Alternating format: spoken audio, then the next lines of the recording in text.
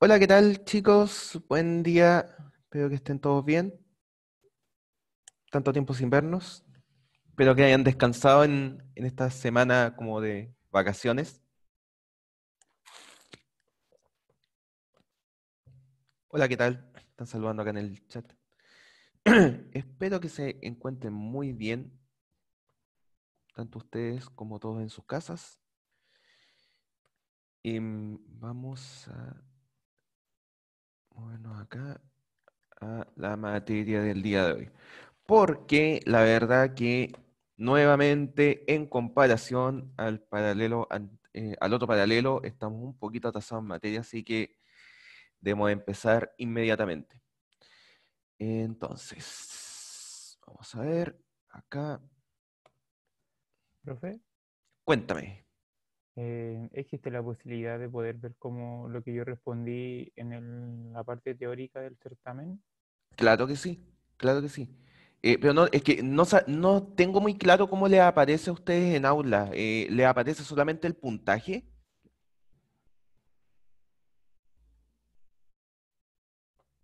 ¿Cómo le aparece? No, la verdad que no manejo cuál es la El puntaje visualización. nomás sale.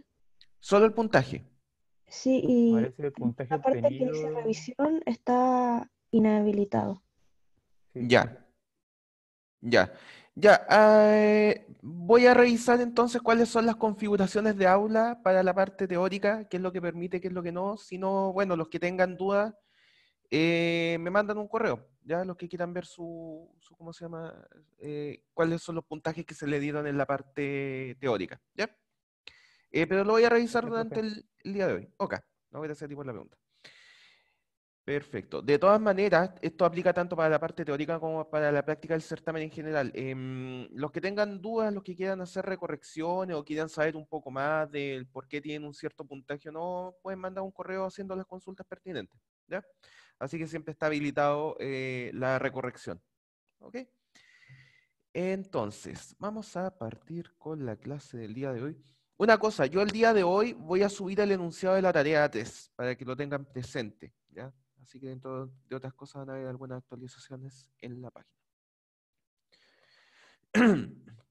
Perfecto. Entonces, antes de partir con la parte de presentación, vamos a partir con una parte de materia que está un poquito, van a verla un poquito aparte porque está en este formato de tipo página dentro de aula, ¿ya? Que es el tema de la sobrecarga de operadores. Este es un tema bastante interesante que provee C++, que es la idea de que nosotros podemos utilizar algunos de los operadores que ya existen para C++, como por ejemplo el operador de suma, el operador de resta, multiplicación, en fin, cualquiera de los operadores existentes en C++, y darles alguna funcionalidad adicional, ¿ya? Dependiendo de lo que nosotros queramos hacer. Entonces, miren, como dice acá, C++ permite la utilización de operadores estándares como los que ustedes ya conocen, suma, resta, multiplicación, etc. Y se permite que estos operadores tengan operandos de tipo objetos, ¿ok? Entonces, bueno, ustedes ya saben que si tienen, por ejemplo, variables de tipo entero y ustedes hacen la suma entre dos variables de tipo entero, el resultado de esto lo conocen bien, ¿cierto? Que es la suma de los valores numéricos contenidos en cada variable de tipo entero, ese es el resultado de la operación suma, ¿ok? Sin embargo, existen estructuras de datos en C, por ejemplo, cuando hablamos de estructuras, ¿cierto? Nosotros no podemos hacer la suma de dos estructuras, porque realmente las estructuras del C original, y bueno, también se pueden utilizar en C++, pueden contener distintos tipos de datos, no solo tipos de datos enteros, sino que también string, char, o flotante, o cualquier tipo de dato raro.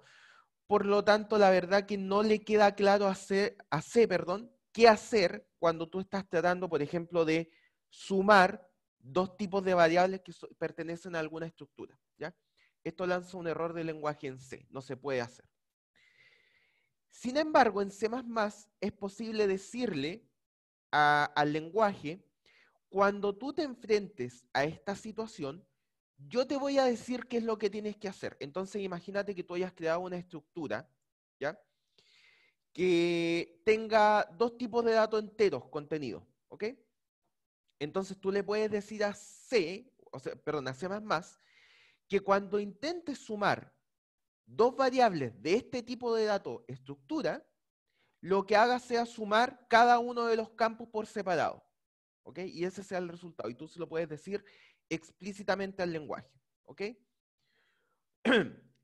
La cantidad de operadores que tú puedes sobrecargar, bueno, y este proceso de darle funcionalidades adicionales a un operador es lo que se llama la sobrecarga, ¿ok?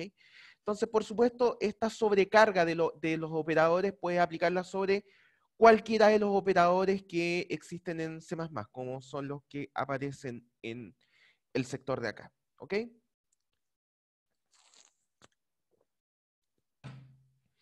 Entonces, bueno, la pregunta es, ¿cómo nosotros le indicamos a un operador que se sobrecargue? ¿Cuál es la sintaxis? ¿Ok? La sintaxis es la siguiente, miren, y lo vamos a ver con un ejemplo. Entonces, nosotros ponemos la palabra reservada operator, luego viene el símbolo del operador, el signo, y luego cuáles van a ser los parámetros de entrada y qué es lo que va a retornar, ¿ok? Entonces, miren, vamos a ver un ejemplo acá donde tenemos definido una clase de tipo vector, ¿ya? Por lo tanto, tiene atributos internos que son las coordenadas X e Y un constructor por acá, ¿ok? Entonces, ¿qué es lo que queremos hacer? Si nosotros creamos dos variables A y B de tipo vector, ¿ok? ¿Qué es lo que debería ocurrir si yo hago A más B? Eso es lo que vamos a definir a continuación, ¿ok? Entonces, por supuesto, esto mismo no se puede hacer en Java. ¿No? Ustedes tendrían que crear un método de clase que se llame addVector, por ejemplo, y de esa manera tendrían que darle uno de los vectores como entrada para que se encargue de hacer la suma internamente y luego retornar el resultado como cualquier método de clase, ¿ya? Sin embargo, esto se puede hacer de manera mucho más elegante sobrecargando el operador de suma, porque lo que estás haciendo acá es sumar dos vectores, ¿ya? Por supuesto, el resultado va a ser un tanto distinto de la suma de dos números enteros. ¿Qué es lo que debería pasar cuando sumas dos vectores? Las coordenadas X deberían sumarse entre sí y las coordenadas Y deberían sumarse entre sí y el resultado debería ser también de un tipo vector. ¿Ok? Entonces, primero vamos a definir la cabecera del operador suma. En este caso, entonces, fíjense que la clase vector define el operador suma, la cabecera del operador suma dentro de las definiciones de la clase, como, tal cual como si fuera un método más. De esta manera estamos diciendo que el operador suma recibe como entrada un vector y retorna un vector. ¿Ok? Luego, tenemos la implementación, ¿ok? Que sería la que está acá. En este caso estamos nuevamente diciendo que el operador suma definido en la clase vector, que es la que aparece ahí, recuerden esta notación de doble dos puntos, que estamos diciendo que el operador suma, que pueden tomarlo ustedes como un método de clase, el operador suma definido en vector es el que vamos a implementar ahora, ¿ok? Por lo tanto, recibe como entrada un vector, y la salida también va a ser un vector, ¿ok? Por lo tanto, ¿qué es lo que hace? Genera un vector, una variable vector temporal que va a contener el resultado de la suma de ambos vectores, ¿ok? En este caso, suma las coordenadas X y las almacena en la coordenada X del vector temporal que creamos, y también suma las coordenadas Y y almacena el resultado de eso en la coordenada Y del vector temporal que creamos, y retornamos esta variable. Entonces, ojo, ¿qué es lo que estamos haciendo acá? Cada vez que nosotros utilicemos el operador de suma para sumar dos variables de tipo vector, lo que va a suceder internamente es esto, lo que tenemos definido en la implementación de la sobrecarga del operador de suma. ¿Ok? Por lo tanto, al yo sumar A más B, que es lo que aparece acá, lo que va a suceder es que tomo el vector A y lo sumo con B como si B fuera una entrada a este método, si ustedes lo ven como un método de clase. ¿Ok? Por lo tanto, va a sumar las coordenadas X del vector A y el vector B, va a sumar las coordenadas Y del vector A y del vector B, y luego va a retornar el resultado como una variable de tipo vector que puede ser almacenada, por ejemplo, en la variable C que aparece acá. ¿Ok? Hasta acá no sé si hay alguna duda.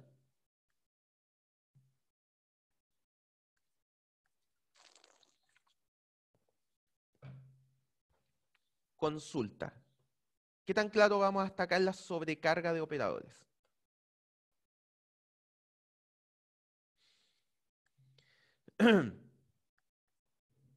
Entonces, bueno, acá hay una serie de expresiones de cómo pueden ser pasados a la utilización de operator, ¿ok? Dado que los operadores que nosotros podemos sobrecargar son todos estos, ¿ok?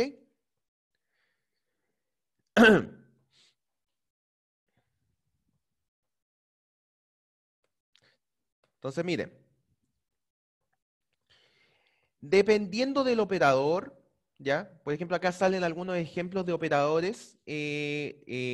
Ustedes pueden ver revisar esta tabla después con calma para ver qué es lo que pasa cuando tienen un operador prefijo, uno postfijo, cuando tienen un operador que tiene más de un operando, en fin, y cómo ustedes deberían definir la sobrecarga del operador dentro de la clase. ¿Ok? Por ejemplo, si ustedes tienen un operador prefijo, como por ejemplo el más, ¿cierto? Es decir, el operador va acá adelante.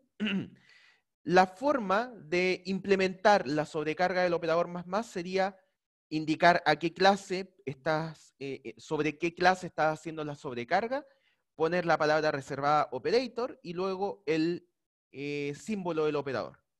¿Ok? Entonces, esta tabla lo que te está diciendo acá es cómo tú tienes que implementar la sobrecarga de un operador dependiendo de cómo funciona este operador. ¿Ok?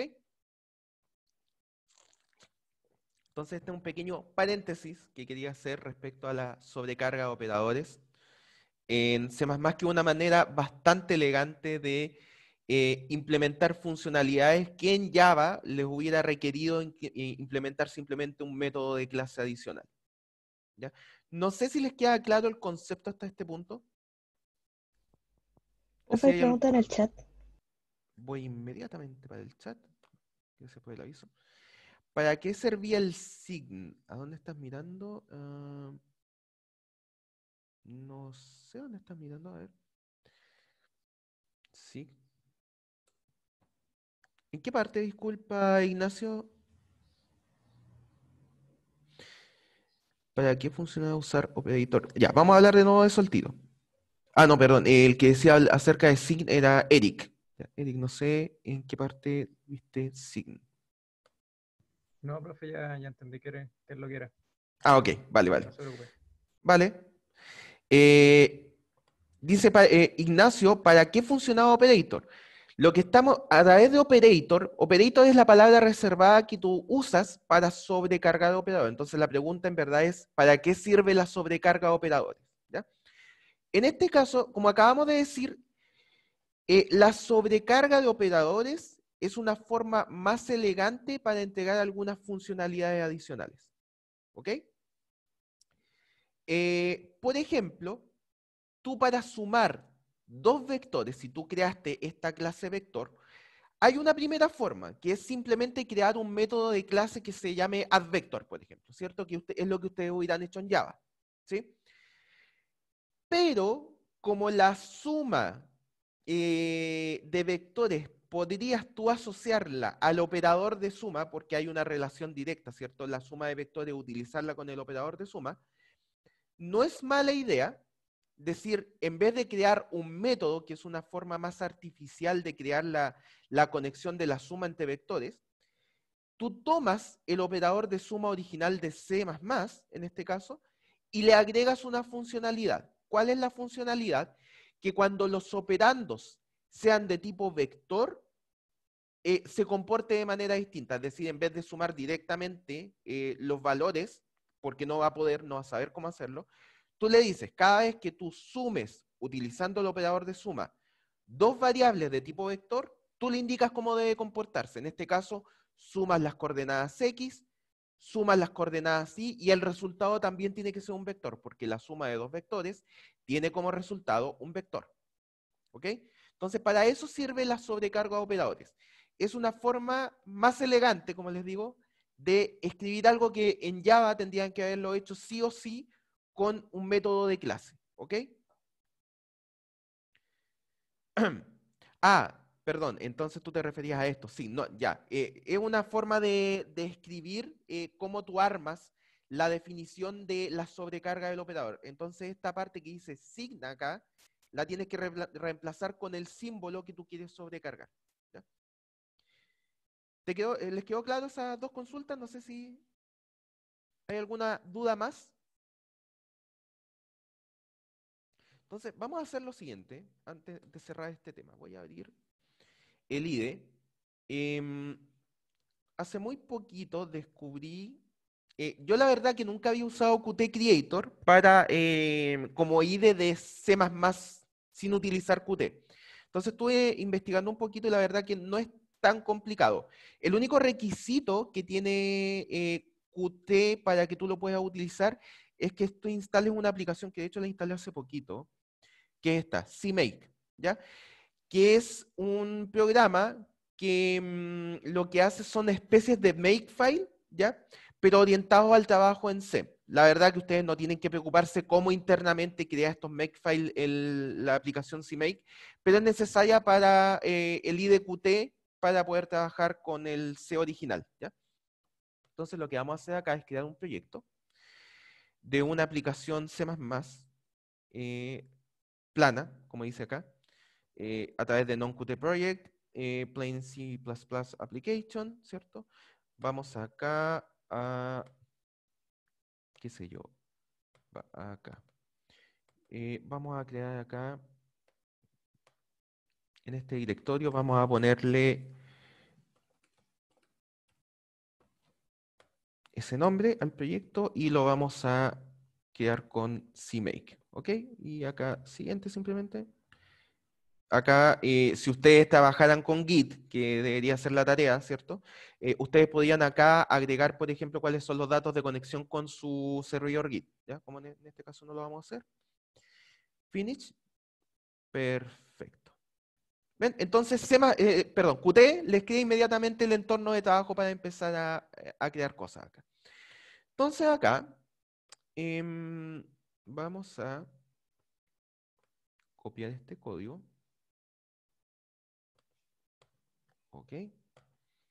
Y vamos a, aquí, debería ser, no, acá, add new, clase C++. Ok, esta la vamos a llamar CVector. Y fíjense que inmediatamente Qt les dice, ok, tú estás creando una clase que se llama CVector, por lo tanto te vamos a crear un archivo de cabecera y el respectivo archivo de implementación de lo que tú hayas puesto en la cabecera. ¿Ok? Lo agregamos al proyecto. Como no tenemos control de versiones acá como Git, no lo agregamos acá.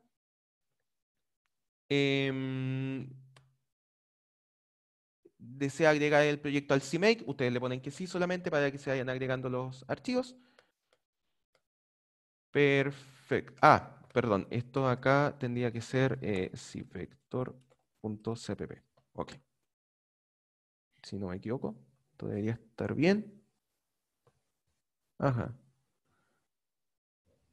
Ah, no me acuerdo con qué extensión lo creo. Se me olvidó. Vamos a irnos acá. Documentos. Operator sí. Ah, perdón, es con minúsculas. Con minúsculas. CPP. Ahora sí. Espero. Ahí sí. Ya. Y abrimos el archivo. Ok. Ah, y por supuesto, acá deberíamos agregar el cvector.h también. Perfecto. Ahora sí. Header file. Entonces acá vamos a poner la definición del vector, que sería esta parte de acá. Todo esto. Perfecto. Y luego, IOStream, esto debería ser ahí. Y acá vamos a agregar la implementación de los métodos de clase,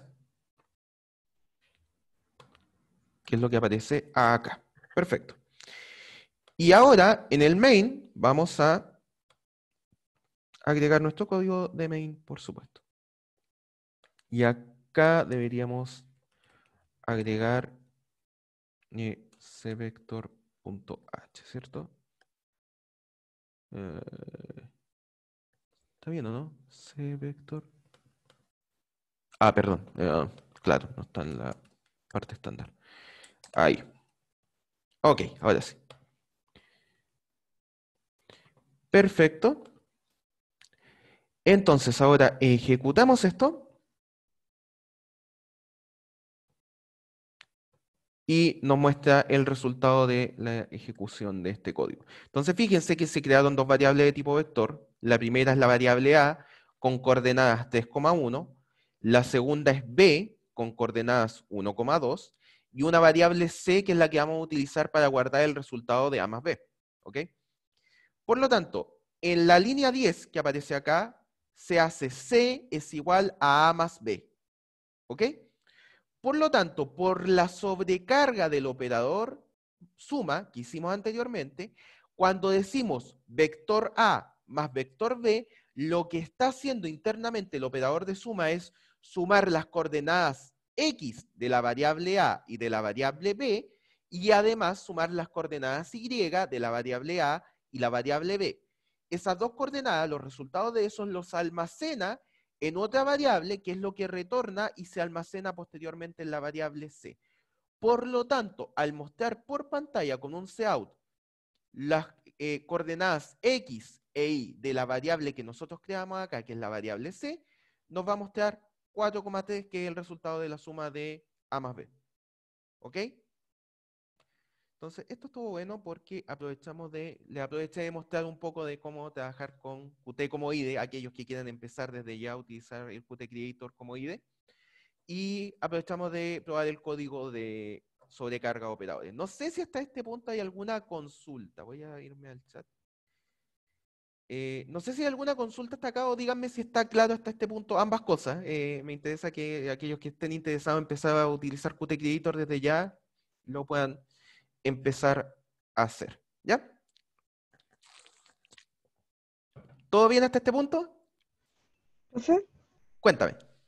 da lo mismo la versión de Qt que uno tenga, porque estaba revisando que tengo la 4.2 y la última que salió es como la 5.1. No, no. A ver, una cosa es Qt Creator y otra cosa es Qt. Ah, digo, si tengo Qt Creator Sí, 4.1. sí. Pero fíjate, de hecho acá te aparece Qt Creator es el Ah, IDE, el programa. Pero Qt Creator es un programa para utilizar unas bibliotecas especiales que son las bibliotecas de Qt. ¿Ya? Entonces, por un lado está el programa para escribir el código, que es el IDE, el Qt Creator, que acá por lo menos la versión que yo tengo es la 4.12. Y las bibliotecas que tú puedes cargar en tus programas son las que son versión 5.14, qué sé yo. yeah, ¿Ya? Entonces puede ser que por ahí esté la confusión. sí. Estas son las versiones que tengo yo de Qt Creator y de Qt. Fíjate que acá son dos cosas Ah, distintas. sí, ¿Ya? sí. ¿Ya? Ya, Súper. gracias. Ok, gracias a ti por la consulta. No sé si hay alguna duda más que tengan de...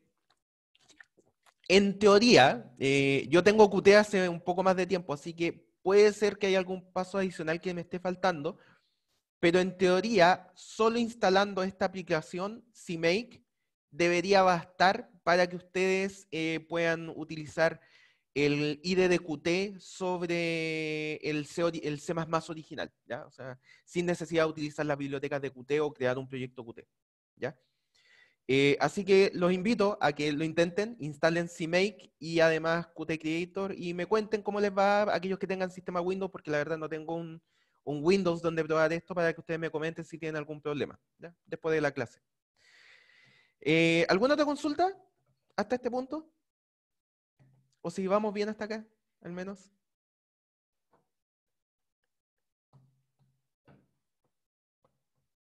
Todo ok. Profe, ¿el CMake hace el makefile? No, no hace el makefile. Es una especie de makefile. Es que, a ver, makefile es puedes llamarlo un programa cuya principal función es la compilación de un programa y todos los procesos que ello conlleva. ¿Ya? La compilación ordenada de un programa. Y el makefile es un programa que se ha utilizado desde hace mucho tiempo. Entonces hubo gente que, bueno, ustedes habrán visto que el makefile tiene varias cosas que pueden ser no tan sencillas de entender. Entonces, en la medida que ha pasado el tiempo y más programadores se han unido a generar programas, muchos de ellos utilizando makefiles, se han planteado alternativas al makefile. Entonces, CMake es una especie de, llámalo, alternativa al makefile, ¿ya? Que lo que hace también es dar las indicaciones de una manera, comillas, más sencilla, depende de cómo tú lo tomes, para generar la compilación del programa. ¿Ok? Entonces, fíjate que acá, no voy a detenerme mucho en cómo funciona CMake, ¿ya? Pero básicamente lo que dice acá, en esta parte, indicas cuáles son los programas que componen el proyecto que tú estás creando. ¿Ok? O sea, cuáles son los archivos que crean el programa que tú estás creando, ¿ya? Entonces, de esta manera, cuando tú das run, ¿cierto? A lo que va a apuntar este ejecutar es al archivo CMake, que tiene las indicaciones de compilación, que en este caso son, comillas, un poco más sencillas si tú las estudias, ¿ya? El CMake hace o es como un makefile solo para Qt. No, ninguna de las dos cosas. CMake es, como te digo, es una alternativa al makefile. ¿Ya? Imagínate como un programa completamente distinto que también puedes utilizarlo para indicar las directivas de compilación. ¿Ok? Al final del día, lo que está ocurriendo abajo es G++, menos C o menos O, ¿cierto? Y todo el comando que ustedes utilizan normalmente para compilar un archivo de C++. Entonces, eso es lo que está ocurriendo por debajo. Pero el CMake es un programa intermedio para simplificar la tarea de compilar proyectos grandes, ¿ya? Ahora, CMake es para compilar programas de C o C++, no de Qt, ¿ok? Para compilar programas de Qt, tú lo que tienes que hacer acá en Qt Creator, por lo menos, es crear un proyecto de tipo Qt, aplicación Qt, y eso lo que va a crear es otro programa parecido al CMake o parecido al makefile que se llama QMake, ¿ya? Que es totalmente distinto, pero la funcionalidad que tiene es exactamente la misma. Es indicar cuáles son las directivas de compilación para un programa que tiene uso de bibliotecas Qt. Eso es todo. ¿Ya? Ok, genial que se entienda.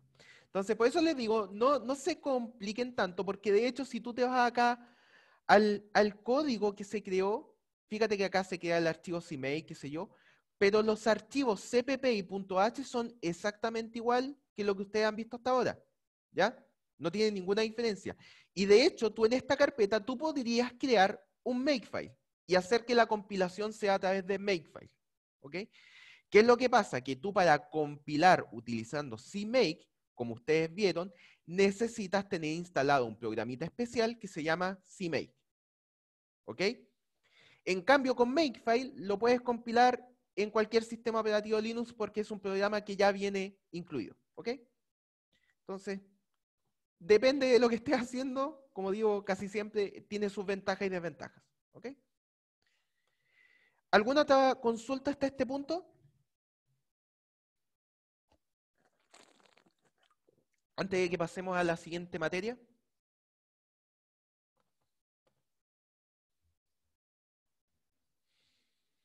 Creo que no. Vamos entonces. Vamos a ir acá. Yo había dejado abierto esto. Va, no puedo apretar arriba. Tengo un enredo de ventanas en este momento. Entonces, acá.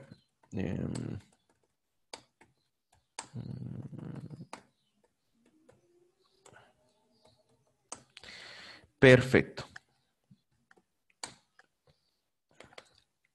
Entonces, una consulta, chicos, a aquellos que hayan seguido las clases anteriores. Esta parte no la hemos visto, ¿cierto?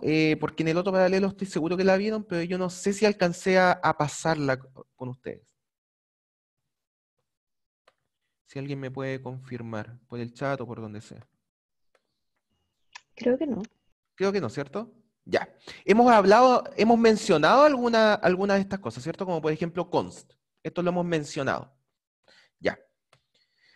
Entonces, vamos a hablar de, como dice el título de esta presentación, de algunos elementos adicionales. Siempre, una vez entendido los conceptos generales, como hemos dicho siempre, de orientación a objeto y cómo aplicarlo en cada lenguaje, cada lenguaje en particular tiene sus propias cosas especiales, ¿cierto? De cómo aplicarlas. Entonces, bueno, en la medida que vamos avanzando, vamos a ir viendo algunos elementos que tiene C++ como lenguaje de programación y vamos a ir mencionándolo y cómo se utilizan, etc. En este caso, vamos a hablar de 3 elementos que son los const, las referencias y una macro que se llama la macro hacer. Vamos a ir hablando qué significa cada una de estas cosas, ¿ok? La primera es el calificador const. Si no me equivoco, en clases anteriores ya hemos mencionado esto, que básicamente es una forma de indicar que algo dentro del lenguaje no va a ser modificado. ¿Ok? Cada vez que utilizamos el calificador const, estamos indicando que ese algo no se va a modificar. ¿Ok? Lo que antiguamente se hacía de forma similar, aunque el funcionamiento por debajo no es el mismo, se hacía con define en el C original, ¿cierto? Para definir constantes, por ejemplo, ¿ok?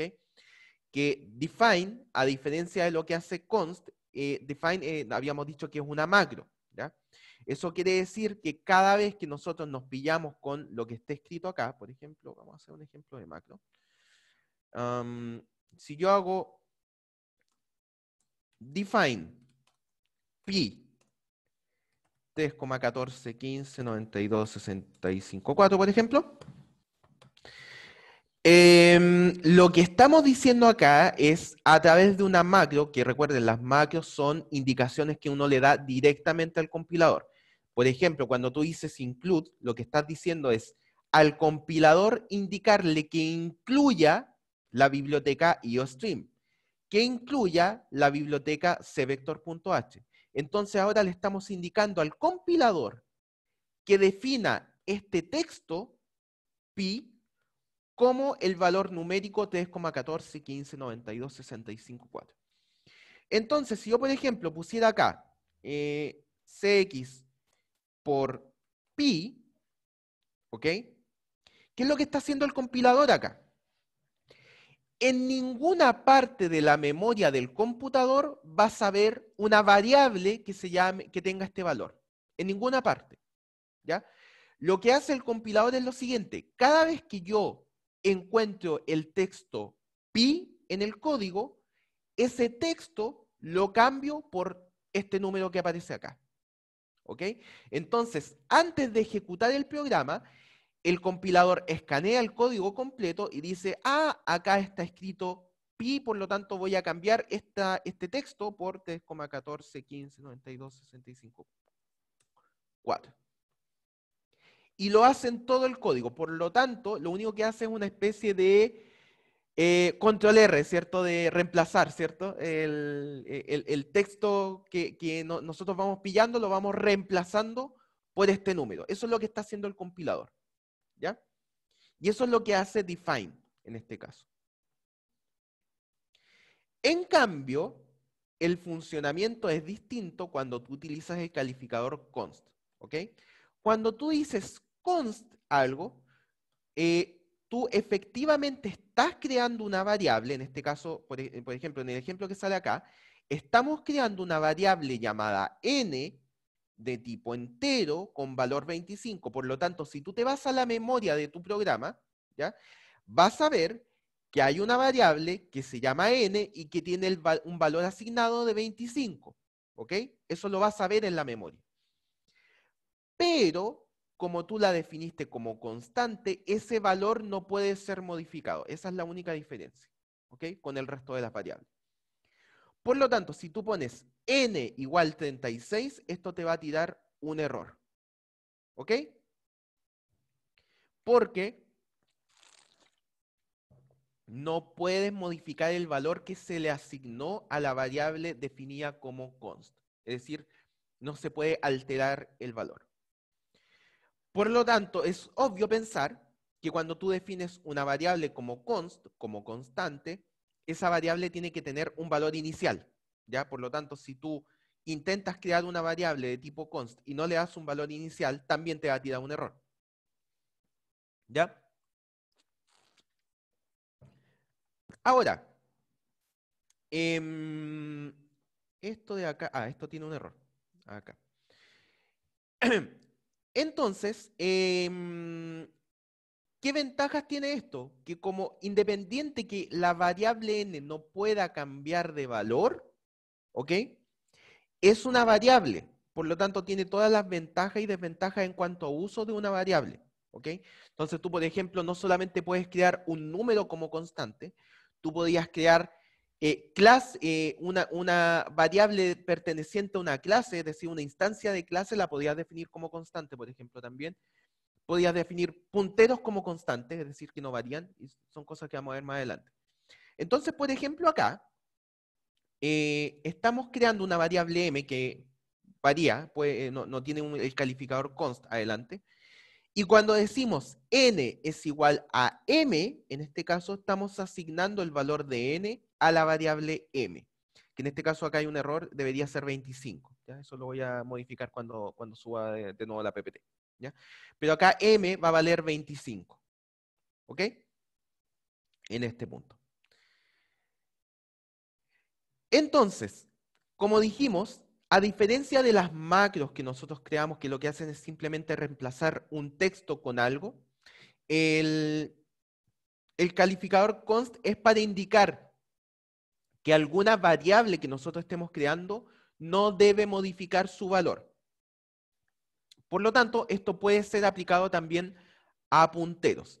A pesar de que como el calificador const va a operar sobre punteros, va a depender de cómo nosotros indiquemos qué parte es la que es constante. Entonces voy a explicarme en este punto. Hay dos posiciones, como dice acá, distintas en las cuales tú puedes poner el calificador const cuando estás trabajando con punteros. Y dependiendo de cómo tú coloques, en qué posición coloques el calificador const, es el funcionamiento que tú vas a obtener. Entonces, por ejemplo, si tú pones, en este caso, en la creación de la variable de tipo puntero llamada a, pones el calificador const en esta posición, fíjense, después de el asterisco, ¿cierto? Y antes del nombre de la variable, lo que estás diciendo acá es que lo que no puede cambiar es el valor contenido en el puntero. Recuerden, los punteros almacenan direcciones de memoria. Por lo tanto, la dirección de memoria almacenada por A no puede cambiar. ¿Ok? Eso es lo que tú estás diciendo cuando pones const en esta posición. Eso no quita que si tú pones const en esta posición, el valor apuntado puede cambiar perfectamente. Lo que no puede cambiar es la dirección de memoria a la cual estás apuntando. ¿Ok?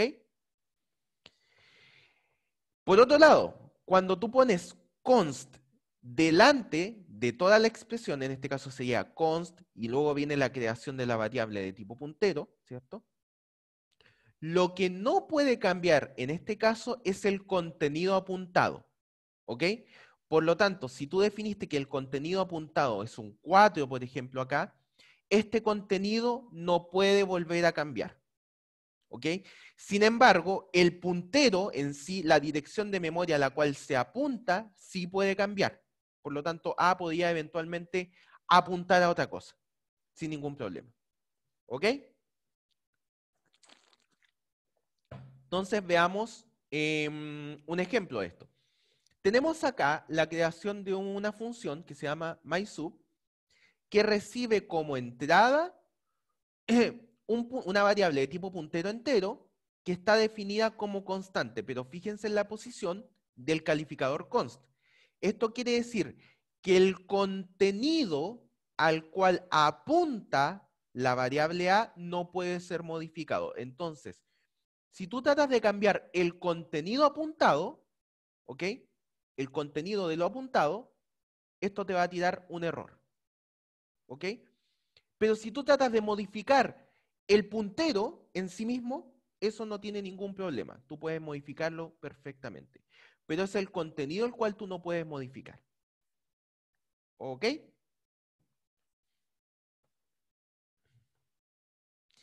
Veamos el caso contrario. ¿Qué pasa si tenemos la función mySub con el calificador const en esta otra posición? Es decir, delante del nombre de la variable a. En este caso estamos diciendo que el puntero es el que no puede ser modificado. Sin embargo, el contenido sí puede ser modificado. ¿Ok? El contenido al cual se apunta.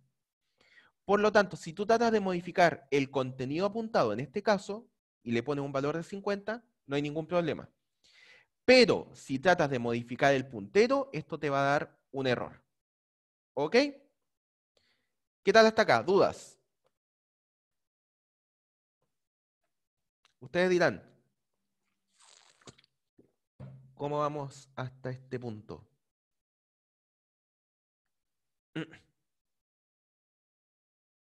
¿O vamos bien? Denme un poquito de feedback, chicos, si es que van muy perdidos. Bien. Bien, pues ya, súper. ¿Todo bien? Maravilloso, me encanta. Genial. Todo bien, dicen. Perfecto, sigamos entonces.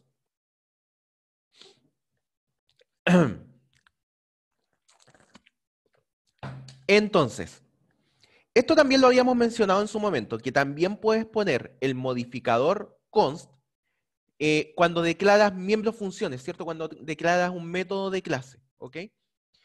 ¿En qué momento pones const? Cuando el miembro función, el método de clase que tú estás creando, no modifica los atributos internos del objeto. ¿Ok? En este caso, por ejemplo, estamos creando un método llamado display, que al definirse como const, lo que estamos diciendo en este caso es que display no modifica ninguno de los atributos internos de la clase. ¿Ok? Y esto, por supuesto, va a generar un efecto en cadena, como dice acá, cuando invocamos métodos dentro de un método const. O sea, si tú, por ejemplo, dentro de display, ¿ok? Llamas a otro método, ¿ok? Si tú, por ejemplo, tuvieras así, mira.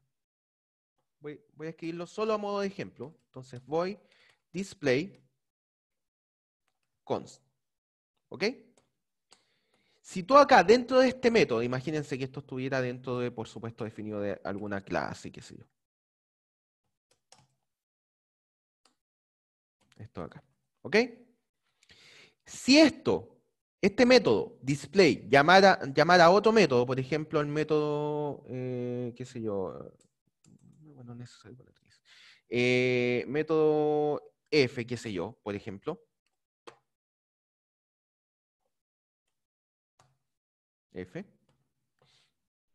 Suponiendo que existiera el método f, ya vamos a dejar una definición acá. Entonces, fíjense, acá el editor, ¿cierto? El IDE, me está reclamando. ¿Por qué? Porque display está llamando a otro método de clase, en este caso el método f. ¿Ok? Sin embargo, como yo no definí el método f como constante, puede ser que internamente en su código modifique los atributos del objeto. Y esto no es correcto porque display no debe modificar ninguno de los atributos del objeto. Por lo tanto, los métodos que se llamen internamente tampoco deben modificar los atributos del objeto. Por lo tanto, es necesario que este se defina como constante también. ¿Ven? Y ahí me dejo de reclama del líder. ¿Ya? Por lo tanto, es bueno que nosotros definamos métodos constantes para obligar a que los métodos que se llamen desde dentro del método display, en este caso, también deban sí o sí ser definidos constantes. De esta manera tú te aseguras que ninguno de los métodos que esté adentro modifique los atributos del objeto. ¿Ok? Perfecto. Entonces, eso a nivel de métodos de clase. ¿Ok? Entonces, bueno, como sale acá,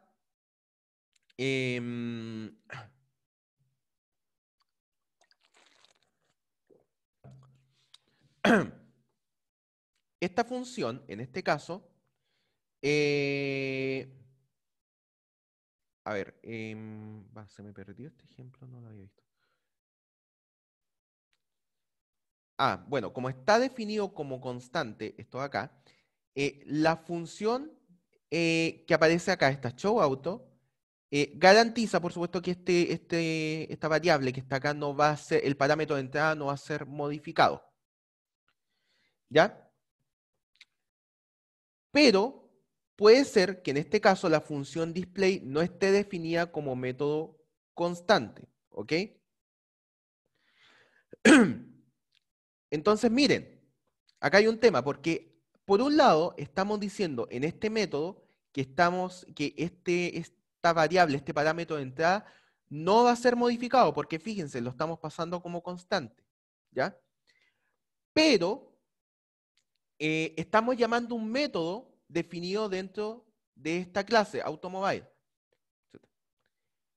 Pero puede ser que el método que estamos llamando sí modifique el objeto, entonces tenemos una especie de contradicción acá, ¿ya? Porque por un lado estamos diciendo que no vamos a modificar el objeto, pero por otro lado estamos llamando a un método que puede ser que modifique el objeto. Entonces, en este caso es bueno definir los métodos que vamos a utilizar, en este caso, como constantes para que efectivamente no modifiquen internamente al objeto si es que no lo van a hacer. ¿Ok? Perfecto. Entonces, de la parte de const, ¿hay alguna duda, consulta hasta este punto? Si no, para que continuemos.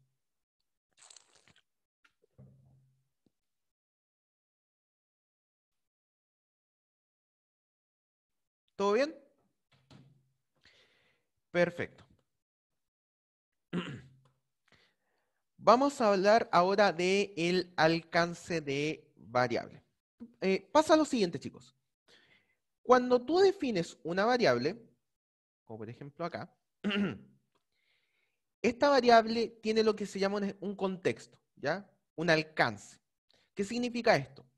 Como nosotros creamos la variable a dentro de esta función, de la función main, se crea la variable acá y la variable deja de tener sentido una vez que termina de ejecutarse la función.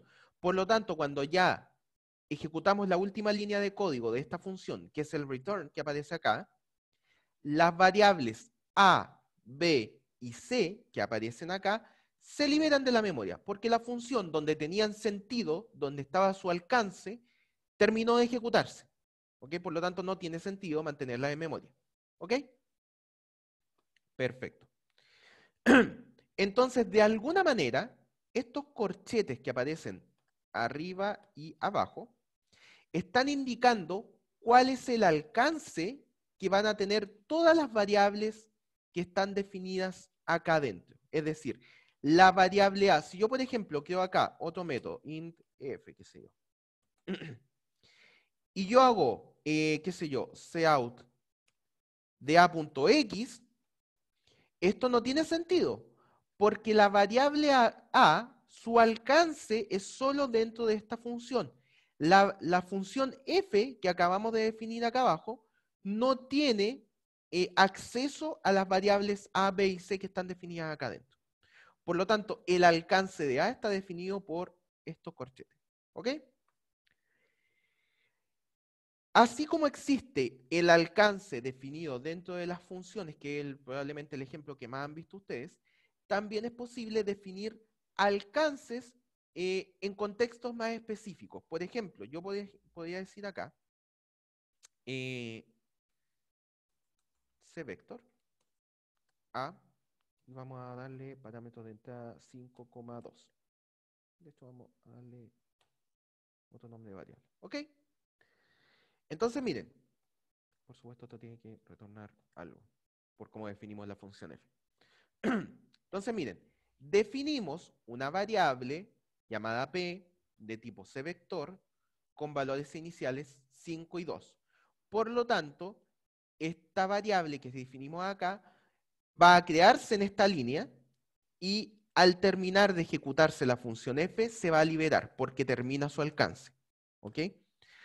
Pero dentro de la función no hay ningún problema en usarla. Si yo, por ejemplo, hiciera cout p.x,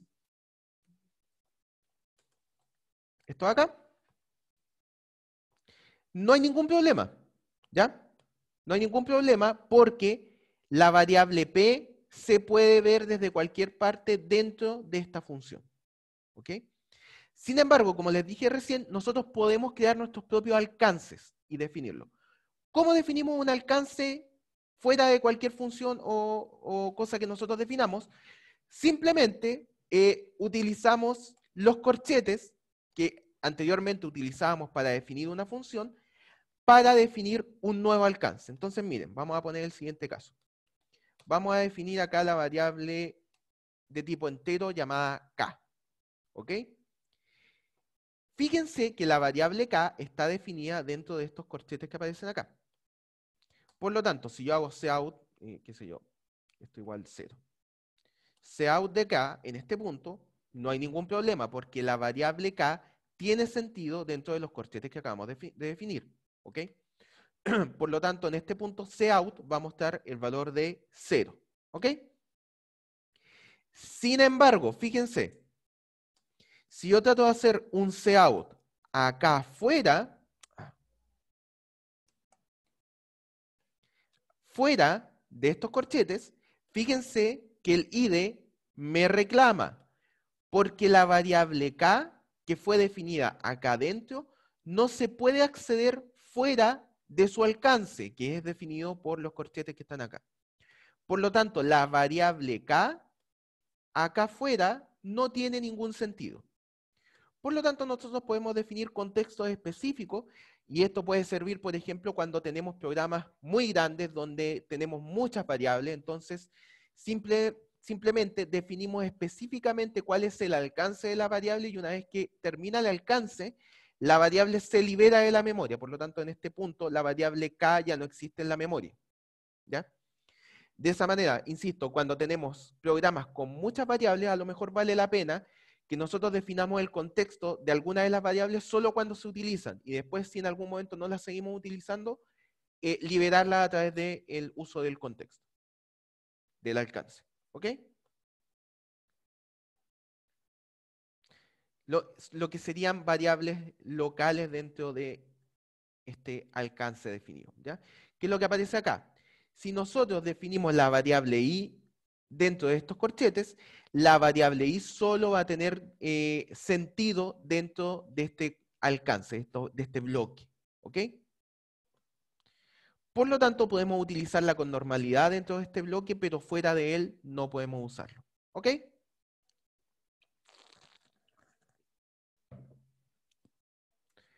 Perfecto. ¿Dudas de lo que acabamos de ver?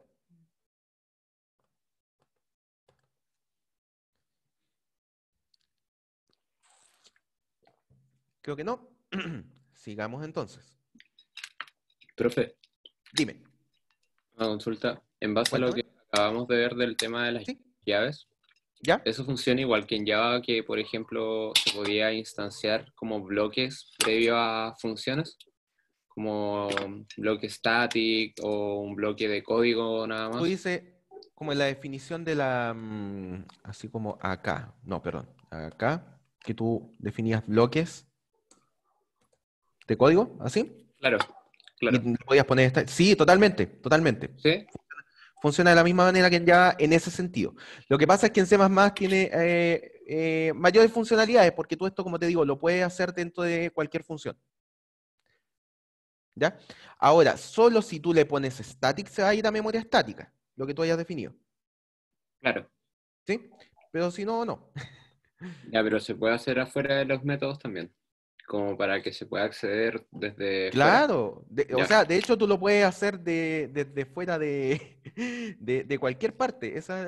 Acuérdate que C++ utiliza conceptos de orientación a objetos, pero no es orientado a objetos. Entonces, te permite cosas raras como esto, por ejemplo. Int X, qué sé yo. ¿Te fijas? Entonces puedes hacer bloques de código fuera de cualquier parte del código. ya. ¿Ya?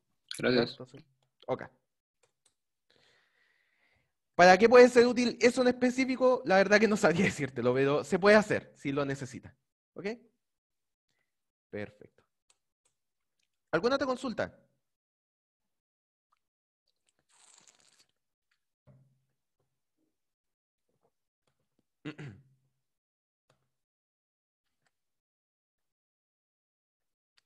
Perfecto, sigamos entonces. ¿Cómo estamos de hora? Perfecto. Sigamos con las referencias. ¿Ya? Creo que las referencias también las mencionamos en alguna parte anterior, en alguna clase anterior. Las referencias es una actualización, si quieren llamarlo, a lo que antiguamente se hacía en C para el paso de elementos por referencia. ¿Ya? Es una forma simplificada de obtener el mismo funcionamiento. ¿Ya? Las referencias es una especie de alias, ¿ya? Es como ponerle una especie de apodo a alguna variable que tú hayas creado. Entonces, por ejemplo, cuando tú creas, vamos a poner este mismo ejemplo acá para ser consistente. Entonces tenemos acá una variable n igual 25 y la referencia acá le vamos a poner, igual que en el ejemplo, rn igual n. ¿Ok? ¿Qué es lo que está diciendo esto? Está diciendo, primero creamos una variable de tipo entero llamada n con valor 25. ¿Ok?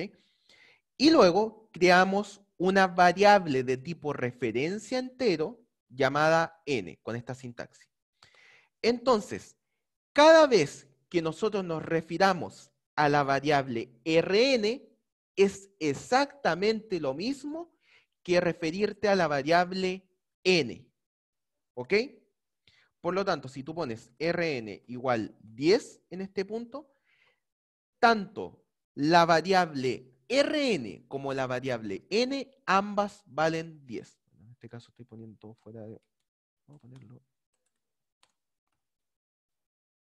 dentro de alguna función para que le haga más sentido al compilador. Ahí sí. Perfecto. Entonces, en este punto, la variable rn y la variable n, ambas valen 10. Entonces, rn igual n igual 10 en este punto. Los valores contenidos en ambas variables es 10. ¿Ok? Porque rn es como un seudónimo de la variable n. Por lo tanto, cualquier cosa que nosotros modifiquemos en rn, realmente la estamos modificando en n. ¿Cuál es el principal uso de esto? Cuando tú quieres crear métodos o funciones que tengan paso por referencia. ¿Ok? Entonces, mira. Vamos a crear la función f por acá arribita. Y vamos a crear qué sé yo, variable p. Y lo que vamos a hacer es que p es, no, p más, eso nada más. Esto, 0, por ejemplo. ¿Ya? Entonces, mira, si yo acá adentro llamara, vamos a crear una variable de tipo entero k igual 10, y luego vamos a llamar, vamos a hacer suma, perdón, de k y luego llamamos con un cout acá. ¿Ok? Entonces, miren. Estamos llamando a la función suma con una variable que es la variable k. La variable k es una variable de tipo entero absolutamente normal con valor inicial 10. ¿Ok? Por lo tanto, entregamos esta variable completa a la función suma. Por lo tanto, la variable k va a entrar acá. Y fíjense que nosotros definimos que el parámetro de entrada para la función suma es la variable p, que es una referencia entero. Por lo tanto, al nosotros llamar la función suma con esta variable k, internamente lo que está haciendo esto es lo siguiente. Int p es igual a k. ¿Ok? Porque fíjense, estoy llamando la función suma, ¿ok? Con la variable k. Y como el parámetro de entrada es una referencia, lo que está produciéndose internamente acá es que la referencia se asigna con la variable k. Por lo tanto, cada modificación que nosotros hagamos en la variable p, la vamos a hacer también en la variable k. Por lo tanto, si nosotros ejecutamos este cout, acá esto nos va a mostrar un valor de 11. De hecho, creo que lo puedo correr. No tengo ningún error de sintaxis ni nada. Vamos a comentar este cout y vamos a poner un inline acá. Ok. Vamos a ejecutarlo. Save all. Y fíjense que acá nos muestra un número 11. ¿Ok?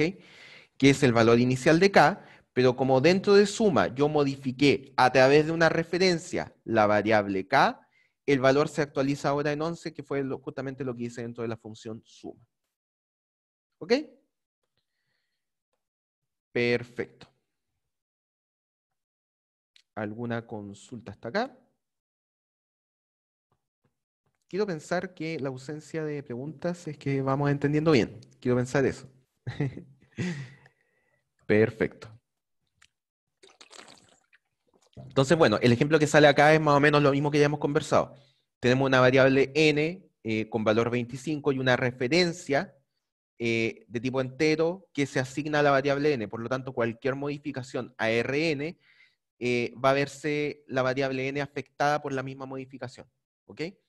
Por lo tanto, si nosotros asignamos Rn con un valor de 36 y mostramos el contenido de n, lo que se va a mostrar es 36, porque al modificar Rn, modifico n también. Y acá debería decir 36.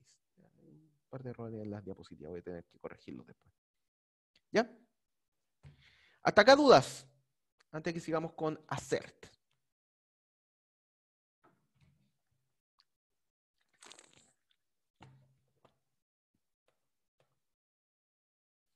¿Dudas, consultas o están muy perdidos? Hasta ahora creo que no hemos visto conceptos tan complicados, así que no debería ser problema. Creo que no. Ya. Sigamos entonces. Lo que toca a continuación es la macro assert. ¿Ok? C++, dentro de las muchas cosas que incluye un proceso para verificar condiciones de utilización de las funciones o métodos de clase. Vamos a ver qué significa esta frase. ¿Ya? Entonces, imagínense la siguiente situación. Imagínate que tú tienes un formulario, por ejemplo. ¿Ok? Tienes un formulario en donde tienes que ingresar tus datos personales. El nombre, la edad, qué sé yo, ¿qué otro dato puede ser interesante? El root, por ejemplo. En fin. Entonces, imagínate que al usuario se le ocurre la genial idea de, en el campo de edad, escribir con letras 34, por ejemplo, porque el usuario es creativo, o no sé, la edad que sea. Eso, por supuesto, en tu programa no va a funcionar, ¿cierto? Porque estás recibiendo un string en donde debería haber un número, porque tú definiste que tu variable de edad fuera de tipo numérico, ¿ok? Entonces, por supuesto, esto te va a dar un error. Entonces, C++ te ofrece que antes de partir con el código de tu función o tu método de clase, hagas verificaciones de las entradas que tú estás recibiendo. ¿Ok? Y es acá donde entra esta macro que es assert. Entonces, pongamos un ejemplo no tan obvio, ¿ya? Porque obviamente si tú pones un escrito, un string, en un campo donde tú esperabas un entero, eso por supuesto te va a lanzar un error. Pero pueden haber casos no tan obvios. ¿Qué pasa si, por ejemplo, el usuario escribe como edad menos 15? ¿Ya? Por supuesto, nadie puede tener una edad negativa, pero a C++ no tiene idea de cómo, de que eso está incorrecto, ¿cierto? Porque él está esperando un tipo entero y recibió un tipo entero que es el menos 15, ¿ya? Entonces tú puedes verificar condiciones para las entradas de tu función. Entonces mira, tú lo que puedes hacer es, imagínate que tengamos acá una función que se llame, qué sé yo, formulario le vamos a poner. Entonces el formulario recibe un string. Tendría que agregar la biblioteca string. Ya. ¿Qué sé yo? Edad. Vamos a dejarlo solo con la edad. Entonces, dijimos que no es correcto si un usuario agrega un número menor que 0, por ejemplo, de edad. Entonces, nosotros a través de assert podemos hacer una verificación de qué es lo que está entrando. Entonces, ¿cómo es la sintaxis de esto? Primero ponemos assert, tal cual como sale acá. Y luego indicamos cuál es la... ¿habrá que agregar algo más en esto? No debería ser. Bueno, después lo revisamos. Entonces, mira, agregamos assert y nosotros ponemos, qué sé yo, cuál es la condición que queremos verificar. Entonces, en este caso, queremos verificar que la edad sea mayor o igual a 0. ¿Ok? Pero, ¿por qué no lo tiene que haber algo en la configuración del IDE que no lo está reconociendo? Ya, después tendré que revisarlo. Entonces, fíjate que a través de assert, si no se cumple esta condición, es decir, si por ejemplo llamamos a la función formulario con un número de edad menor que 0, esto assert, en la sintaxis de assert, te va a lanzar un error, que es lo que aparece acá. ¿Ok? Entonces va a tirar un error de assertion, que es lo que dice acá. Entonces, si la condición no se cumple, esto te va a lanzar un error, lo cual puede ser útil, por ejemplo, para depurar algún programa. ¿Ok? Pero, profe, ¿Sí? cuando salta el error, el programa se va a cortar, ¿o no? Exactamente. Se va a caer de la misma manera que si tú, por ejemplo, ingresaras un string en una función que esperaba un entero. ¿Ya? Ah, Pero ya, resulta que hace un tanto distinto. Te va a decir que el error que se produjo, como sale acá, el error que se produjo es de tipo assertion, es una assertion failure. ¿Ya? Entonces, y acá te explica cuál es la condición que generó el error. ¿Ya? Entonces, en este caso, por ejemplo, para esta función de future value, el año debe ser mayor o igual que 0. ¿Ok? Por lo tanto, como probablemente el usuario ingresó un año menor que 0, esto generó un error. ¿Ya? Entonces, como les digo, es útil para la depuración de programas.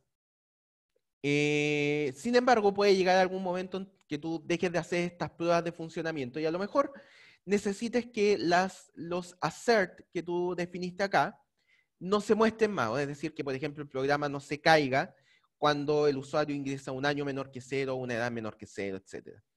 En ese caso, tú fácilmente le indicas al compilador a través de esta directiva, define and debug, que los assert que hayan definido en tu código no los pesque.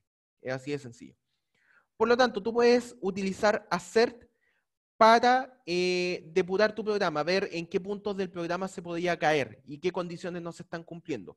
Pero cuando terminas de depurar tu programa, tú puedes decidir, sabes que los assert que yo definí no quiero que generen códigos de error. Y entonces, definiendo esta macro, tú le indicas al compilador que ya no quieres utilizar assert. ¿Ok? Entonces, creo que Qt, como les digo, hace poquito empecé a usar Qt como IDE para C++. Entonces, no sé por qué está reclamando esto. Si a lo mejor lo trato de ejecutar esto, puede que me tire error.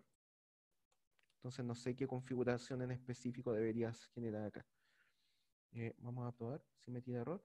Claro, tira error de que assert no está definido. Entonces, puede ser que necesite indicarle algo más al compilador o a Qt Creator para que tome assert. ¿Ya? Lo voy a revisar después y les indico la siguiente clase.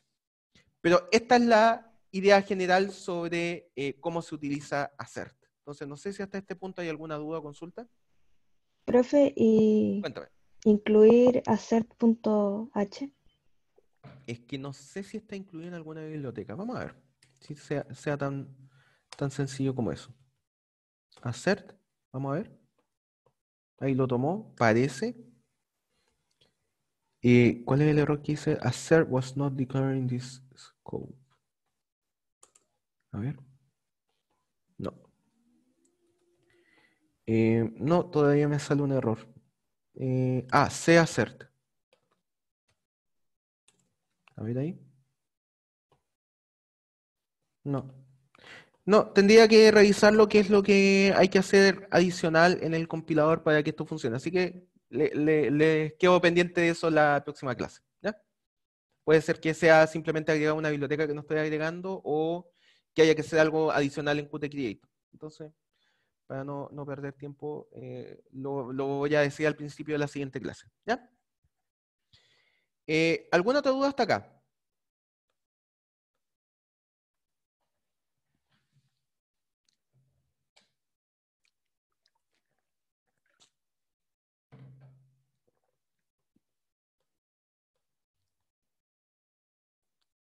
¿O se van entendiendo bien los conceptos hasta este punto? Como les digo, todo esto son detalles que va incluyendo el lenguaje C++, por lo tanto, hay que irlo revisando de a poquito.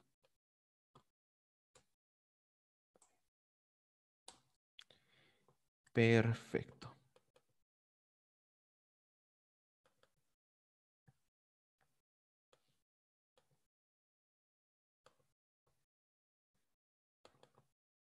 Vamos acá. No hay ninguna consulta para acá. Ya, perfecto. Entonces, esta presentación no me acuerdo qué tan larga era.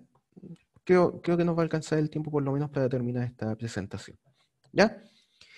Entonces, vamos a revisar dos elementos adicionales a los que ya hemos visto, que son el concepto de funciones y clases amigas. Creo que en alguna de las clases anteriores nosotros vimos el tema de el alcance de los miembros de la clase, ¿cierto? De los atributos de la clase, cuando hablábamos de private, public, protected, etc. C++ provee un tipo de acceso adicional, que es el acceso friend, y que no lo habíamos visto en su momento, les dije que después lo voy a explicar. Bueno, hoy es el momento, ¿ya? Entonces, ¿cuál es la idea? Acá, que nosotros vamos a definir un tipo de acceso adicional, que es este acceso friend, en donde algunas clases o funciones adicionales van a poder acceder a los métodos y atributos definidos en una clase como si fueran internos, ¿ok? Voy a matizar la explicación que acabo de dar con algunos ejemplos y espero que con eso se entienda mejor, ¿ok? Entonces, mira. Primera cosa, el calificador friend aplica a funciones globales que tú hayas creado. Por ejemplo, si tú creas una función acá, como esta, formulario, tú puedes indicar que esta función es de tipo friend, ¿ok? O si tú tienes un método de clase, también lo puedes indicar como friend, ¿ok? O una clase completa, también puedes indicar que sea friend, ¿ok? Y se utiliza para otorgar acceso a miembros privados y protegidos de una clase. ¿Ok? Vamos a ver qué se refiere con esto con algunos ejemplos. Entonces, mira. Tenemos acá la definición de una clase. En este caso es la clase course. ¿Ok? que tiene algún atributo privado, que en este caso es el número de créditos, una variable de tipo entero llamado ncredits. ¿Ok? Y además puede tener sus métodos de clase, ¿cierto? Que están definidos como públicos, lo que sea. Y también vamos a definir que en alguna parte de tu código existe una función que se llama validateCourseData, ¿ok? Que retorna un booleano y recibe C como entrada, y la vamos a definir dentro de la clase course como friend, ¿ok? Entonces, ¿qué quiere decir esto? Que esta función que está definida en algún lado de tu código, la estamos indicando que va a ser amiga de la clase course. ¿Qué quiere decir que sea amiga? Que esta función va a tener acceso a los métodos y atributos de la clase course, tal cual como si hubiera estado definida dentro de la clase course. ¿Ok? Entonces, mira, vamos a ver si puedo poner un ejemplo más explícito. Imagínate lo siguiente. Tenemos la clase A, ¿cierto? Que tiene definido, qué sé yo,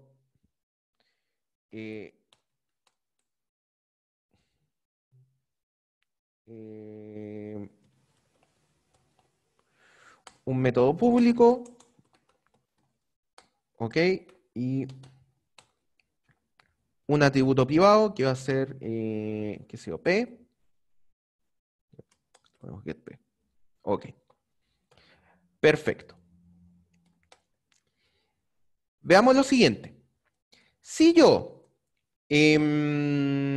creo una función, vamos a ponerle void, está lo mismo, f, ¿ya? Que recibe como entrada una variable de la clase A, hasta aquí no hay ningún problema, ¿cierto? Estoy definiendo una función llamada f que recibe como entrada una variable de la clase A, ¿ok? Por lo tanto, no hay ningún problema que yo haga getP, por ejemplo, ¿cierto? ¿Por qué? Porque getP es una función definida como pública, ¿cierto? Por lo tanto, yo puedo acceder a la función getP y obtener el resultado de esta función. En eso no hay ningún problema. Pero por supuesto, yo no puedo acceder al atributo P, porque el atributo P está definido como privado y estoy accediendo desde una función externa a un atributo privado de la clase, ¿cierto? Y de hecho, el IDE me reclama acá que P es un miembro privado de la clase A, por lo tanto no tengo acceso a ella. ¿Ok? Hasta ahí estamos bien. Entonces, lo que voy a hacer en este caso es indicar que la función f es una función amiga de la clase A. ¿Ok? En este caso vamos a definir que la función f es una función amiga de la clase A. De esta manera, fíjense que ahora el IDE, en este caso el Qt Creator, no me está reclamando cuando trato de acceder al atributo P, porque yo definí que la función f, que está definida en otra parte del código, va a ser amiga de la clase A. Por lo tanto, ahora, esta función que está implementada acá, ¿cierto?, tiene acceso a los métodos y atributos privados de la clase A. Tal cual como si fuera un método de la clase. ¿Ok? Entonces, para esto se ocupa el calificador friend. ¿Ok? Díganme si se entiende el concepto. Hasta este punto. ¿Qué tan perdidos vamos?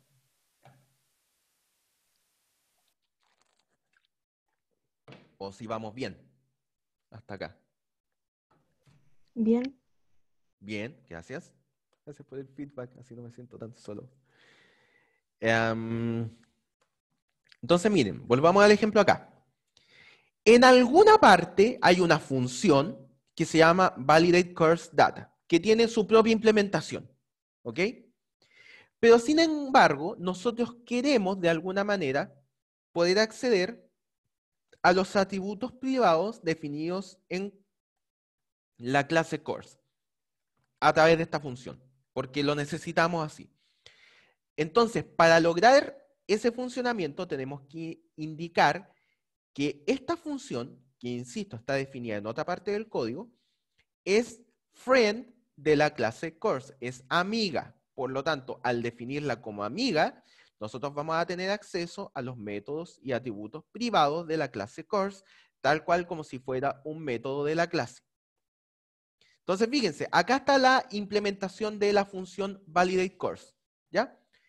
Entonces, fíjense que en este caso, la función validateCourseData puede acceder a los miembros privados de la clase C, de la clase course, sin ningún problema, porque definimos en la clase course que validateCourse era amiga de ella. ¿Ok? Por lo tanto, en este punto puedo acceder a los atributos privados. ¿Ok? Acá tenemos otro ejemplo. ¿Ok? Tenemos, de hecho creo que tengo este código. Lo debería poder mostrar. Acá está. Examples, ok. Acá. Entonces, miren.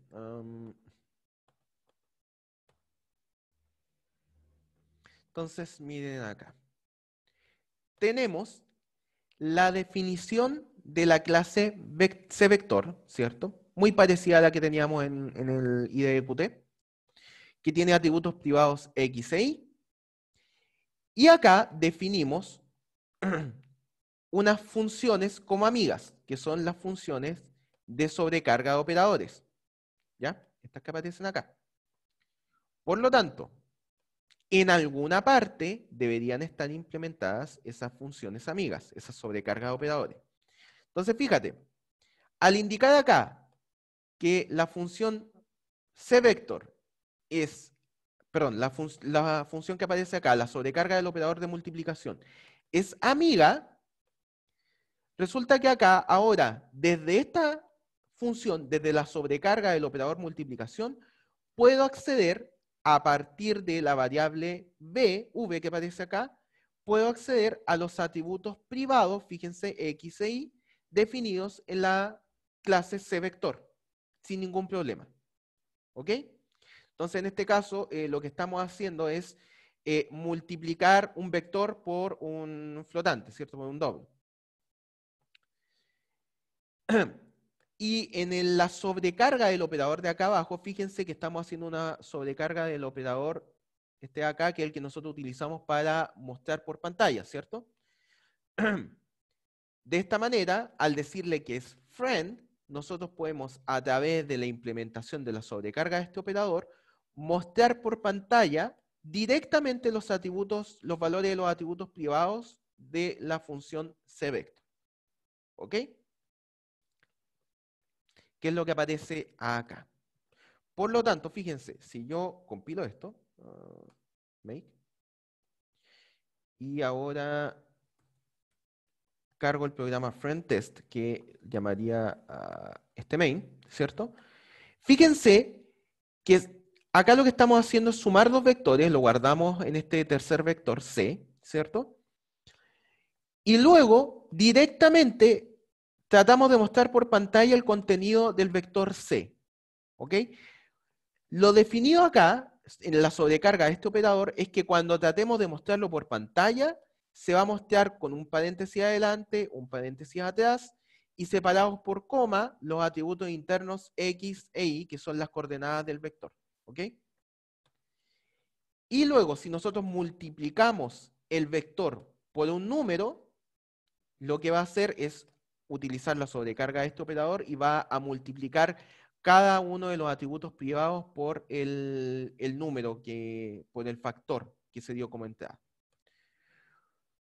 Y se va a mostrar el resultado por pantalla. ¿Ok? Por lo tanto, si nosotros ejecutamos esto, vamos a ver que el vector C es 4,7 y si nosotros multiplicamos el vector C por 5, vamos a ver la multiplicación de este número por cada uno de los atributos privados, que en este caso sería 5 por 4, 20, y 5 por 7, 35, que sería el resultado que aparece acá.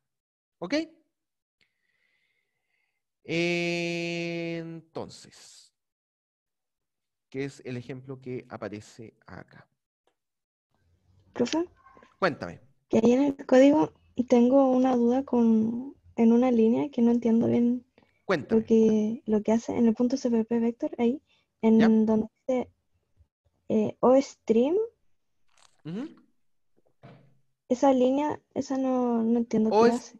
OStream es Output Stream. ¿Se acuerdan que nosotros hablábamos al principio de a las primeras clases de C++? Decíamos que lo que hacen los operadores estos de acá son dirigir flujos de datos, ¿cierto? Un flujo en inglés es stream, ¿ya? Entonces, el OStream es el flujo de datos de salida. Entonces, fíjate, este operador lo que está haciendo es recibe datos, sean cuales sean, ¿ya? Y la salida es un flujo de datos también, ¿ya? Por lo tanto, al tú utilizar este operador, así, y tú poner cout de C, lo que estás diciendo es que recibo dos cosas. Un flujo de datos, que es el que viene desde acá, desde este lado, un flujo de datos, y además viene un vector. Fíjate, esas son las entradas para este operador. ¿Ok? Entonces viene el flujo de datos que venía de antes y el vector. ¿Y qué es lo que envío en este flujo de datos de salida de acá? Voy a enviar el mismo flujo de datos que ya venía de antes, pero le voy a agregar lo que aparece acá, que sería el string de paréntesis, el valor del atributo privado de X, o sea, perdón, de la variable B, que es el atributo X, coma, el valor del atributo privado Y y otro paréntesis. Y todo esto va como un flujo de salida a retornarse acá y por lo tanto es lo que se va a enviar al cout. ¿Quedará Mm, más claro por ahí? sí, sí, ¿Sí? sí. Súper, gracias. Gracias por la pregunta. Perfecto. ¿Alguna otra consulta hasta este punto? Algo que no se haya entendido.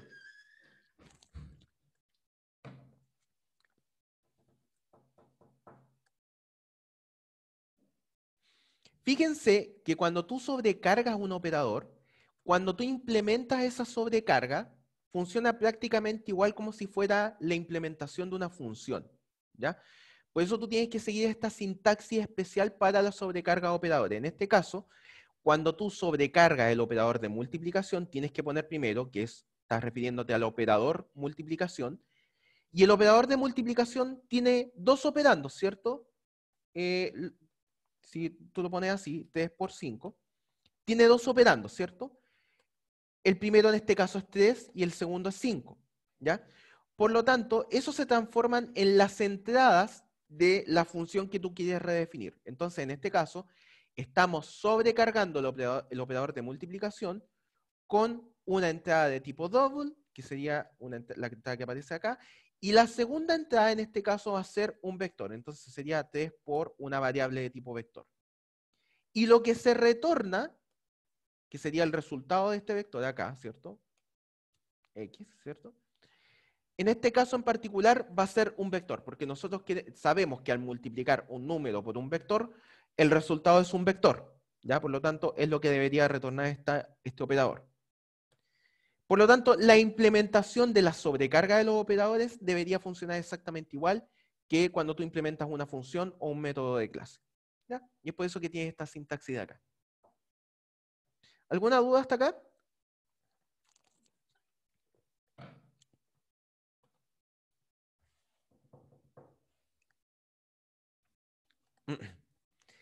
Ya, con esto quiero terminar. Así como tú puedes definir que alguna función sea amiga de tu clase, de manera tal que pueda acceder a los métodos y atributos privados de esa clase, también puedes indicar que hay otras clases que son amigas tuyas. ¿Ok? Entonces imagínate esta situación. Tienes la clase A y la clase B. ¿Ok? Si tú acá en la clase A tienes una función f que reciba... ¿Qué pasó acá? que reciba una variable desde la clase B, de la clase B, ¿cierto? En este caso, n es una variable de tipo clase B, ¿cierto? Y tú intentas acceder, por ejemplo, a un atributo privado, qué sé yo, K, 0.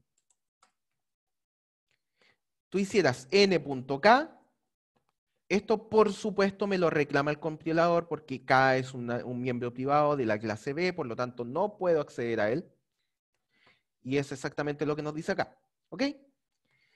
Entonces, ¿cómo puedo saltarme esto? Indicando que la clase A es amiga de la clase B. ¿Cómo lo hago? Simple, acá pongo friend class A. Y fíjense que lo que estoy haciendo acá es indicar que la clase A es amiga de la clase B. Por lo tanto, ahora en este punto, el IDE ya no me reclama si yo estoy tratando de acceder al atributo privado K de la clase B porque las clases A y B son amigas, ¿ya? Entonces, exactamente lo mismo que vimos para una función, se puede aplicar para clases. Tú puedes hacer que dos clases distintas sean amigas, ¿ok? Y que puedan acceder a sus métodos y atributos privados. Estamos casi en el final de la clase. Bueno, en el final de la clase. No sé si hay alguna consulta, duda hasta acá o algo que no haya quedado tan claro.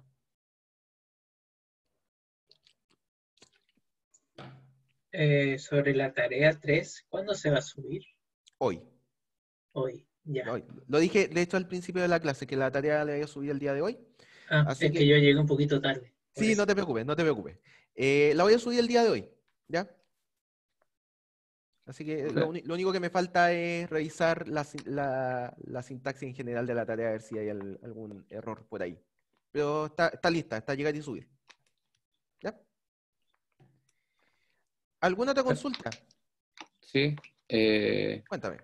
Las notas del certamen las subirán en planilla o algo así. Están directamente subidas en aula. Sí, es que, por ejemplo, es Ujú. que resulta que en mi caso tengo una duda respecto a eso porque en el formulario de la Ujú. la primera parte, ¿Ya? yo envié dos formularios, pero con distintas respuestas y tengo, por ejemplo, en una un puntaje, en la otra otro puntaje, pero al final me contabiliza como el más alto, no la suma. Entonces quiero saber ahí Ah, qué... ya, te entiendo, te entiendo. Mira, como hay un tema ahí que es el hecho de que es primera vez que hacemos, o yo por lo menos, primera vez que planteo un certamen a través de aula y a través de los formularios esto. Entonces, van a haber muchas cosas que pueden que no hayan salido raras la primera vez. Van a haber instancias de recorrección, ¿ya? Desde ahora, o sea, ustedes pueden mandarnos correos con su situación en particular y la vamos a ir viendo caso a caso, ¿ya? Y probablemente van a salir muchos casos por situaciones como la que tú explicas ahora. Así que lo que te recomiendo es que me mandes un correito Ya, más tarde explicándome tu situación para yo poder revisarla con calma.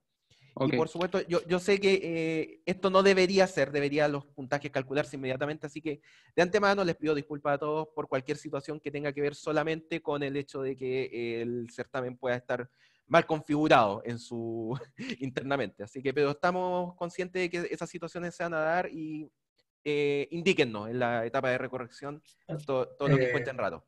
¿Ya? o sea, Gracias. la revisión de la parte conceptual fue automática, no fue hecha a mano. No, no, si fue hecha a mano. Lo que Ah, pasa ya, es ya, que ya. los cálculos de los puntajes finales, cuando te calcula el puntaje del certamen, eso se hace automático, ¿ya? Entonces, todavía no sabemos qué detalle o qué configuraciones adicionales tenemos que hacer, por ejemplo, en el caso que explicó tu compañero, que hay varios formularios y tienen puntajes distintos en cada uno, ¿ya? Todos esos detalles tenemos que irlos revisando, Y, cómo plantearlos, ¿ya? Así que profe, te pido otra paciencia. duda Dime, es respecto a las reglas del ramo. ¿ya? Tengo cierta incertidumbre ahí porque la primera clase se expuso ciertas reglas, Ujú. pero revisando las reglas publicadas en aula, ¿Ya? hay discrepancia con lo que se habló en la primera clase con lo que figura en aula. ¿En serio? Cuéntame. Porque, por Voy, ejemplo, dame un segundo, voy a parar la grabación porque esto suma tiempo y espacio. Así que primero me sí, despido por la gente que lo ve en diferido. Así que me despido de esa clase y vamos a parar la grabación para que tú te puedas contestar eso.